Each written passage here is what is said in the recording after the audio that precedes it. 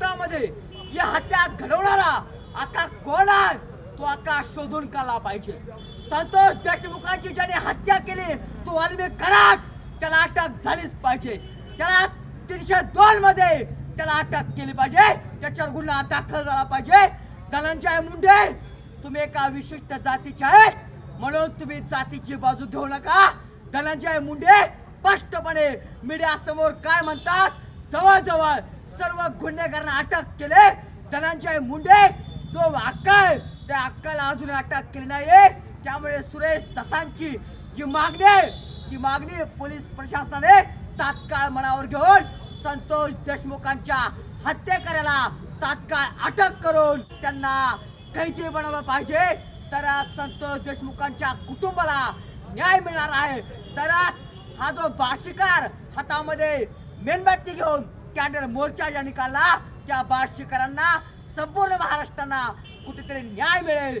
या गुन्हेगारांना लवकरात लवकर अटक झाली पाहिजे। बार्शीची भूमी कर्मवीर जगदाळे मामांची भूमी आहे, बार्शीची भूमी शाहीर अमर शेख यांची भूमी आहे, त्याचप्रमाणे हेच बार्शीची भूमी कैलासवासी सरपंच संतोष देशमुख यांची सुद्धा भूमी आहे। हे आता नव्यानं या महाराष्ट्राला सांगण्याची गरज नाही, कारण संतोष देशमुखांची जन्मभूमी ही बार्शी आहे।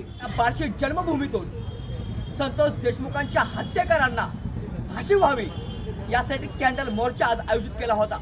खरं तर कुणीतरी एका आईचा मुलगा गमावला आहे, कुणीतरी एका पत्नीचा पती गमावला आहे, कुणीतरी एका मुलीचा बाप गमावला आहे। संपूर्ण महाराष्ट्राला हळहळून सोडणारी, हृदयाला पाझर फोडणारी ही घटना आहे। लाईटरनं डोळं जाळलं, छातीवर उड्या मारलं, पायाला पोळवणं, डोळे फोडणं, छातीवर वार करणं, अंगावर एकही जागा न ठेवणं, एवढी भयानक हत्या छत्रपती संभाजी महाराज यांना ज्या प्रकारे छळवून मारलं होतं त्याच प्रकारे छळ देऊन हत्या संतोष देशमुखांची केली। या संतोष देशमुखांची हत्या केली त्या मारेकरांना भर चौकात फाशी देण्यात यावी। नमस्कार, मी भोलेनाथ पाटील। आज तमाम बार्शीकरांच्या वतीनं मसाजोगचे 3 टर्मचे सरपंच कैलासवासी संतोषजी देशमुख यांना विनम्र आदरांजली वाहण्यासाठी सर्व बार्शीकर यांनी कॅन्डल मार्चचं आयोजन केलं होतं। आत्ताच श्रद्धांजली वाहून कॅन्डल मार्चचं समापन केलेलं आहे। त्या निमित्तानं महाराष्ट्र शासनाला एक मला विनंती करायची आहे। एक महाराष्ट्राचा सुजाण सुसंस्कृत निर्भीड नागरिक या नात्यानं महाराष्ट्राच्या मुख्यमंत्र्याला अर्थात गृहमंत्र्याला की महाराष्ट्रामध्ये यापूर्वी जे समाजसुधारक होऊन गेले त्यांना राजाश्रय मिळायचा। अगदी महाराजा सयाजी गायकवाडापासून राजर्षी शाहू महाराज असतील, छत्रपती शिवाजी महाराज असतील, महाराणी ताराराणी राणीसाहेब असतील, यांनी महाराष्ट्राच्या समाजाला एक वळण लागावं। त्यामुळं जसं त्या काळातले समाजसुधारक होते यांना राजाश्रय दिला, आजकाल महाराष्ट्रात खिन्नता वाटते, अगदी दुःख होतं की महाराष्ट्र जिथं पदोपदी शिवशाहू फुले आंबेडकरांचं नाव घेतलं जातं अशा ठिकाणी महाराष्ट्रामध्ये जर गुंडांना राजाश्रय मिळत असेल तर महाराष्ट्राच्या राज्यकर्त्यांनी भले ते कुठल्याही पक्षाचे असतील, कुठल्याही जाती धर्माचे असतील, तर त्या राज्यकर्त्यांनी आत्मचिंतन करायची वेळ आहे। जर एखाद्या जिल्ह्यामध्ये एखाद्या तालुक्यामध्ये 300 हायवा वाळू बेकायदेशीर वाळू उपसा करण्यासाठी चालत असतील तर तुमचं प्रशासन, पोलीस प्रशासन, पोलीस अधिकारी, महसूलचे कर्मचारी, अगदी कलेक्टरपासून तहसीलदारपर्यंतचे सगळे मग सर्वसामान्याला तुमच्या कायद्याचा बडगा दाखवणार का? आमच्याकडनं आम्ही आमचं घर बांधण्यासाठी एखादं वाळूचं ट्रॅक्टर नेलं तर तुम्ही आमच्यावर 2.5 लाख रुपये तुम्ही दंड टाकता शेतकऱ्यावर। आणि जिथं बेकायदेशीरपणे एखाद्या मंत्र्याचा राजाश्रय घेऊन जर असे हायवाचे म्हणजे 300 हायवा वाळूचे ट्रॅक्टर रात्रंदिवस चालत असतील आणि त्या निमित्तानं किंवा त्याला आड येणारा कैलासवासी संतोष देशमुख सारखा एखादा लढवय्या तरुण की ज्याचं घर आम्ही बघितलं दूरचित्रवाणीवर TV बघितलं की त्याच्या घरामध्ये 10 माणसं आली तरी त्या माणसाला बसायची व्यवस्था नाही, इतक्या हालाकीच्या परिस्थितीत म्हणजे सर्व आयुष्य समाजकार्यासाठी वाहून देणाऱ्या माणसाचा दिवसा ढवळ्या निर्घृण खून जर होत असेल तर सर्वसामान्यांनी कायदा हातात घेतला तर पुन्हा तुमचं दीड दमडीचं पोलीस किंवा महसूलचं प्रशासन असेल किंवा कुठल्याही कायद्याला सर्वसामान्य जनता मग भीक घालणार नाही. उदाहरण आहे आपल्याकडं बशीर अल असद, तो सिरियाचा राष्ट्रपती पळून गेला, अफगाणिस्तानचा राष्ट्रपती पळून गेला, बांगलादेशाच्या पंतप्रधानांना शेख हसीनानं भारतात राजाश्रय घ्यावा लागला. जर जनता पेटून उठली तर तुमचं काहीही खरं नाही. तर कळकळीची हात जोडून विनंती आहे माझी प्रशासनाला, महाराष्ट्र शासनाला, पोलीस खात्याला, गृह मंत्रालयाला, की जो कोणी आरोपी असेल तो धनंजय मुंडे असो नाही तर त्याचा बाप असो आणि तो कुठल्याही पक्षाचा असो, तुम्ही तात्काळ कारवाई करा आणि असे राजाश्रयाखाली चालणारे धंदे तात्काळ बंद करा. अन्यथा महाराष्ट्राला संत ज्ञानेश्वराची ज्ञानेश्वरी माहीत आहे, संत तुकारामांची गाथा माहीत आहे, पण छत्रपती शिवरायांची तलवार सुद्धा माहीत आहे. ती तलवार आम्हाला तुम्ही बाहेर काढायला लावू नका एवढी कळकळीची विनंती करतो आणि थांबतो. जय भवानी, जय शिवराय. महाराष्ट्र हा राजकारणात एक अगदी सुसंस्कृतपणा पाळतो आणि जर आपण बघितलं राजकारणातून ज्या हत्या होतात त्या खरोखर निंदनीय असतात. परंतु राजकारणातल्या हत्येतली स्वर्गीय संतोष देशमुख यांची जी हत्या निर्घृण झाली, मानवतेला काळिमा फासणारी झाली. खरं तर आपलं महाराष्ट्रातील राजकारण हे कधी जाती आधारित राजकारण नव्हतं, यापुढेही नसणार आहे. शिवाजी महाराजांनी राजाच्या पाटलांना चुकला म्हणून तो माझ्या जातीचा आहे म्हणून त्याला कधी लपवण्याचा प्रयत्न केला नाही. तसंच आता देशमुख साहेबांनी जे सोनवणे नामक मागासवर्गीय दलित युवकांच्यासाठी बाजू मांडण्यासाठी गेले आणि तू बाजू का मांडली म्हणून तुझ्या पुढच्या 7 पिढ्यांना आदल घडवतो, असं जे घृणास्पद कृत्य झालेलं आहे. आणि अशा कृत्याला जर कोणते राजकारणी माझ्या जातीचा आहे म्हणून जर कोण पाठीशी घालत असतील तर ते सुसंस्कृत महाराष्ट्राच्या राजकारणाला काळिमा फासणार आहे. आणि मी या निमित्तानं सरकारला विनंती करतो, असे जे कोणते राजकारणी असतील की माझ्या जातीचा आहे म्हणून मी त्याला संरक्षण करतो, तसं पाहायला गेलं तर ही मानवतेला संबंध काळिमा फासणारी गोष्ट आहे. संदीप क्षीरसागर असतील, जितेंद्र आव्हाड असतील, यांनी कोणत्याही माझ्या जातीचा पातीचा असा विषय कोणता नाही घेत, पण ते कृत्य जे होतं ते मानवतेला काळिमा फासणारं कृत्य होतं. माझी सरकारला स्पष्ट विनंती आहे, या निमित्तानं धनंजय मुंडे असतील किंवा त्यांचे कोण साथीदार असतील त्यांना तुम्ही जेरबंद तात्काळ केलंच पाहिजे. परंतु माझी सरकारला विनंती आहे, या तपास पूर्ण प्रक्रियेमध्ये धनंजय मुंडेचा दुर्नव्हे एक थोडासुद्धा संबंध असू नये, जेणेकरून हे मानवतेला जे काळिमा फासणारं कृत्य झालंय याला भविष्यात असं कोण पाठमोरं घालण्याचं कोणी धाडस करू नये. आणि महाराष्ट्राची उज्ज्वल जी राजकीय परंपरा आहे, सुसंस्कृतपणा आहे, तो या निमित्तानं परत एकदा राज्य सरकारला विनंती आहे की आपण हे दाखवून दिलं पाहिजे. हा महाराष्ट्र खरंच पुरोगामी आहे. या महाराष्ट्रात कोणत्याही अमानवीय कृत्याला जातीआड लपवलं जात नाही आणि या गुन्हेगारांना जास्तीत जास्त कठोर शिक्षा व्हायला पाहिजे, नव्हे तर त्यांना फाशी व्हायला पाहिजे, असं या ठिकाणी या कॅन्डल मोर्चेच्या निमित्तानं मी सरकारला विनंती करतो आणि इथं थांबतो. संबंध महाराष्ट्रामध्ये मस्साजोग येथील सरपंच संतोष देशमुख यांची हत्या आणि एकूणच महाराष्ट्रामध्ये मोठ्या प्रमाणामध्ये गदारोळ सुरू झाला. त्याचे पडसाद ज्यांनी आपल्या गावासाठी एक आदर्श पुरस्कार मिळवले आणि त्याची अशा पद्धतीने झालेली निर्गुण हत्या, खरं तर महाराष्ट्रातील ग्रामपंचायती म्हणतो आपण, ग्रामसभेचं स्वरूप हे खऱ्या अर्थानं तुम्हाला मी सांगतो संसदेच्या स्वरूपासारखं मांडलं जातं. आज हा दिवस, त्यांच्या हत्येचा दिवस, या महाराष्ट्रातल्या ग्रामपंचायतींनी तुम्हाला मी सांगतो काळा दिवस म्हणून पाळला गेला पाहिजे. ज्या पद्धतीनं हे जे काही चित्र आहे, पुरोगामी महाराष्ट्र चित्र आहे, हे त्याचं चित्र कशा पद्धतीनं विचित्र झालेलं आहे हे आज संबंध भारत देशाच्या पुढं जगाच्या समोर या ठिकाणी आलेलं आहे. त्या निमित्ताने या ठिकाणी लोकांच्या समोर आणल्या, पण माझं तमाम लोकांना विनंती आहे की ज्या पद्धतीचं एक प्रशासनाचं, पोलीस प्रशासनाचं नेक्सस या गुंडांबरोबर झालं गेलेलं आहे, ही बाब अत्यंत धोकादायक आहे. आपल्या येणाऱ्या पिढीसाठी ही सतावणारी गोष्ट आहे. आपण सुजानं जागरिक म्हणून जी जागरूकता आपण या ठिकाणी दाखवली, जे ऐक्य त्या ठिकाणी दाखवलं, ज्या लोकांनी हा विषय उपस्थित केला, अर्थात मुख्यमंत्र्यांनी जरी कठोर कारवाई दिली असली तर अशा प्रकारच्या प्रवृत्तीवर तुम्हाला सांगतो नागरिकांनी सुद्धा समोर येऊन तुम्हाला सांगतो तिथल्या तिथं ही गुंडगिरी रोखण्यासाठी स्वतः समर्थपणे आपण या ठिकाणी समोर आलं पाहिजे, एवढी भावना व्यक्त करतो. आणि परत एकदा काळा दिवसच तो त्यांच्या हत्येचा महाराष्ट्राने महाराष्ट्रातल्या ग्रामपंचायतीने तो त्या ठिकाणी काळा दिवस जाहीर करावा अशी मी शासनाकडे मागणी.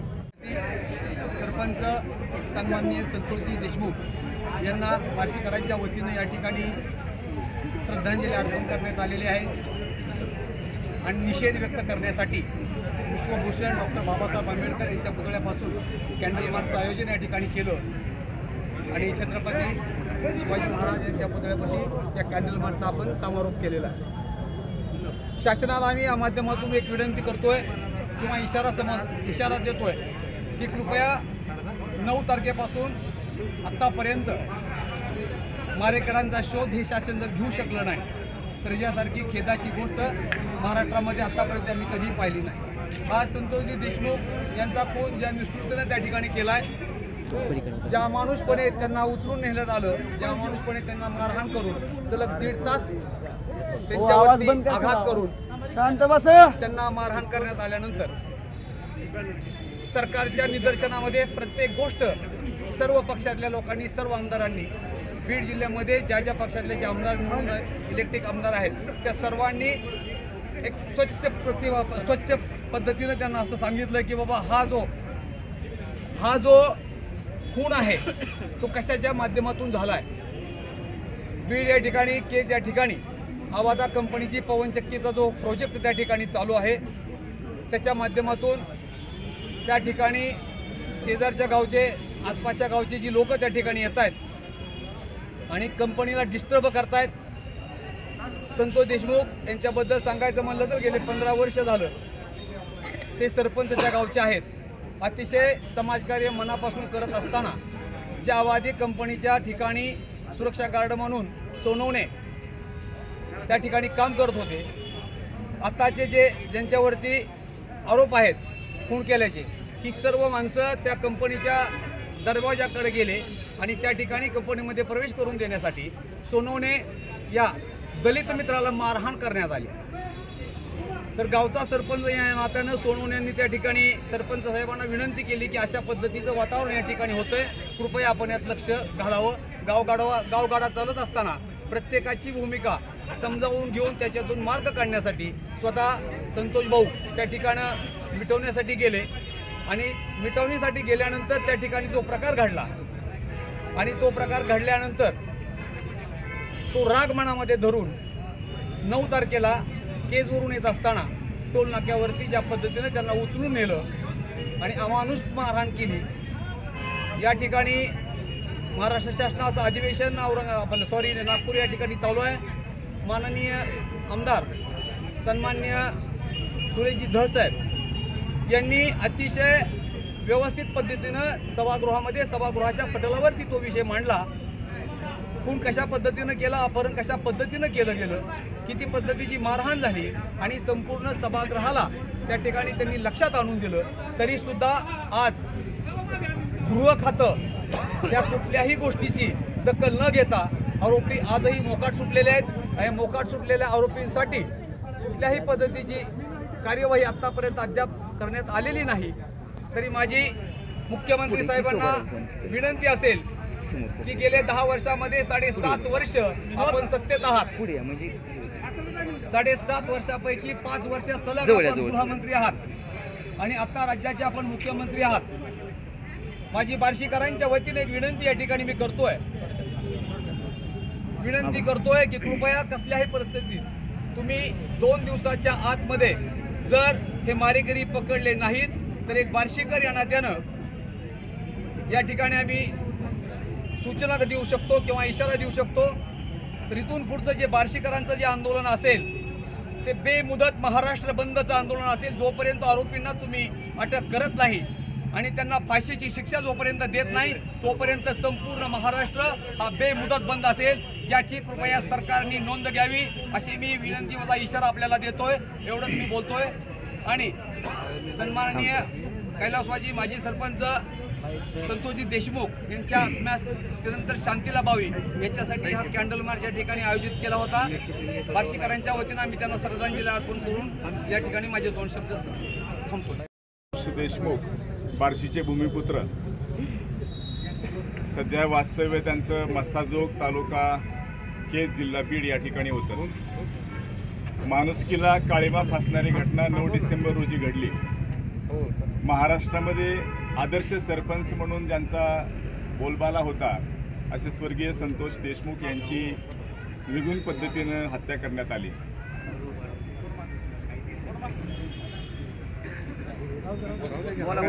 त्या हत्येचा निषेध म्हणून तमाम बार्शीकरांच्या वतीनं आज महामानव डॉक्टर बाबासाहेब आंबेडकर यांच्या पुतळ्यापासून आम्ही मूक मोर्चाच्या माध्यमातून या ठिकाणी स्वर्गीय संतोष देशमुख यांच्या प्रति आदरांजली आणि त्याचबरोबर या गुन्ह्यामध्ये अद्यापही फरारी असलेले जे गुन्हेगार आहेत त्यांना त्वरित शासन व्हावं.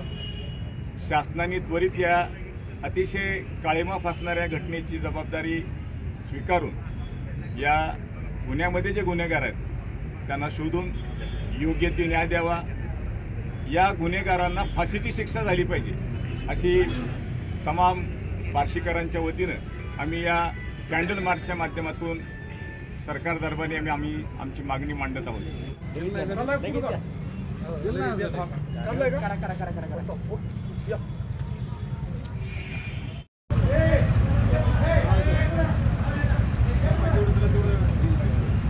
कैलासवासी सरपंच संतोष देशमुख यांची जन्मभूमी बार्शी आहे आणि या बार्शी शहरातून कैलासवासी संतोष देशमुख यांच्या जन्मभूमीतून त्यांच्या कुटुंबांना न्याय मिळावा म्हणून तसेच त्यांची ज्यांनी निर्गुण अशा प्रकारची हत्या केली त्या हत्येकऱ्यांना फाशीची शिक्षा झालीच पाहिजे या मागणीसाठी बार्शी शहरातून हा कॅन्डल मोर्चा आयोजित केलेला आहे.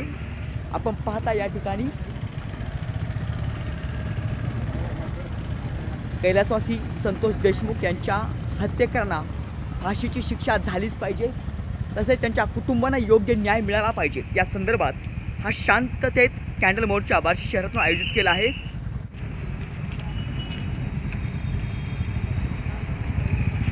संतोष देशमुख यांच्या मारेकऱ्यांना फाशीची शिक्षा झालीच पाहिजे, त्यांच्या कुटुंबांना न्याय मिळालाच पाहिजे या प्रमुख मागण्यांसाठी बार्शी शहरातून संतोष देशमुख यांच्या जन्मभूमीतून हा कॅन्डल मोर्चा निघालेला आहे. हे लाईव्ह स्वरूपातलं दृश्य आहे. ज्या बांधवांना न्याय मिळाला पाहिजे, कुटुंबाला न्याय मिळाला पाहिजे या संदर्भात संतोष देशमुख यांच्या जन्मभूमीतून समस्त बार्शीकर रस्त्यावर उतरले आहेत. हातामध्ये मेणबत्ती घेऊन, तोंडाला काळी पट्टी बांधून शांततेत हा मोर्चा या ठिकाणी बार्शीतून निघालेला आहे. अजूनही मारेकरी या हत्येसंदर्भातले मोकाट आहेत. ज्यांनी हत्या केली त्यांचा शोध घेऊन त्यांच्यावर तात्काळ कारवाई करावी या प्रमुख मागण्यांसहित संतोष देशमुखांच्या कुटुंबावरती जो अन्याय झाला आहे तो अन्याय न होता मारेकऱ्यांना फाशी शिक्षा झालीच पाहिजे या हो इतर अनेक मागण्यांसाठी संतोष देशमुख यांच्या जन्मभूमीतून बार्शीतून हा कॅन्डल मोर्चा निघालेला आहे. आपण पाहता या ठिकाणी हे लाईव्ह स्वरूपाचं दृश्य आहे.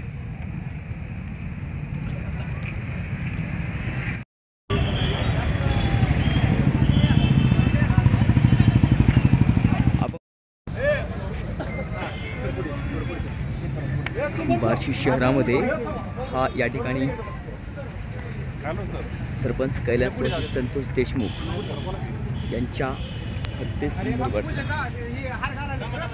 या ठिकाणी कॅन्डल मोर्चा काढला जात आहे.